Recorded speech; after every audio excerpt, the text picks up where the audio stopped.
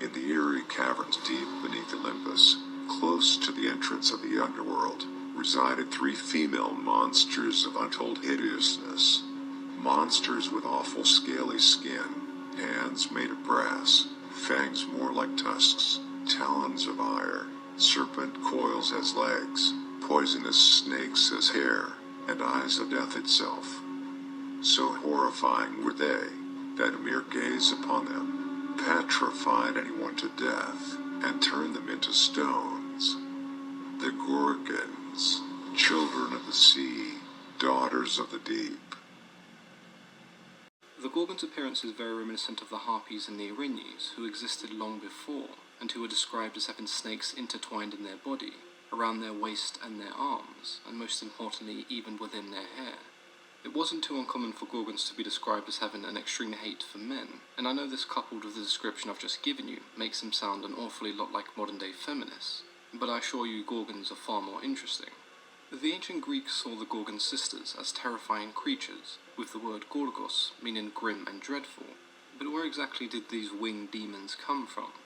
Much like the origins of many creatures and monsters within Greek mythology, there is always some debate as to where they came from, and the Gorgons are no different in this regard. The most common explanation being that they were the children of Phorcys and Ceto, two ancient primordial sea deities, with the origins of the word Ceto meaning sea monster, and the two deities being known for bearing numerous monstrous children. The fact they were considered the parents of the Gorgons is no real surprise. One of the more interesting origin stories regarding the Gorgons states that they were the children of Phorcys and Gorgo, the daughter of Helios. She was an ancient Gorgon slain by Zeus at the very start of the Titan War.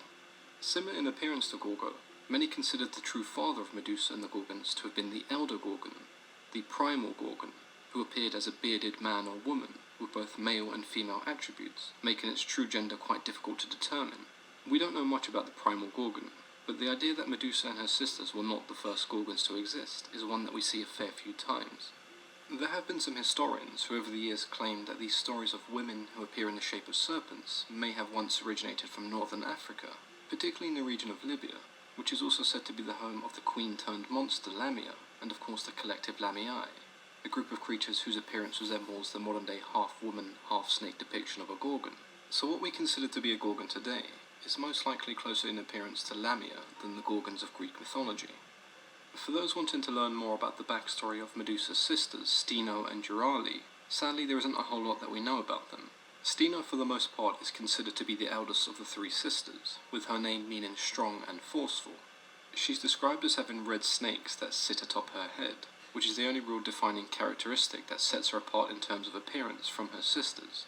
The only real story that she features in is that of Perseus and Medusa, where she attempts to avenge her sister after she's been slain, but thanks to the cap of invisibility given to Perseus by Hades, she is largely unsuccessful in this task. Euryale, whose name means far roaming, was the second born, and has no real defining physical features, but she was known for her fierce and bellowing cries that could incapacitate a grown man, most noticeably heard during the death of her sister. Medusa of course features in numerous stories, and is what many considered to be the queen of the Gorgons, and with the origins of her name meaning to protect and to rule over, queen is exactly what many believed her name to mean.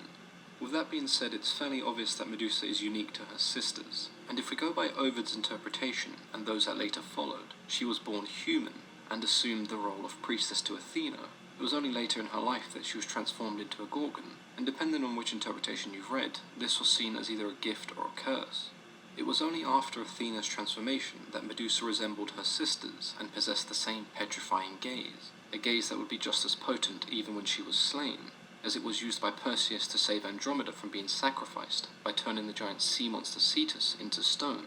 There is even a story of a disagreement between Perseus and the Titan Atlas, which results in the Titan being turned into stone with the use of Medusa's head once again.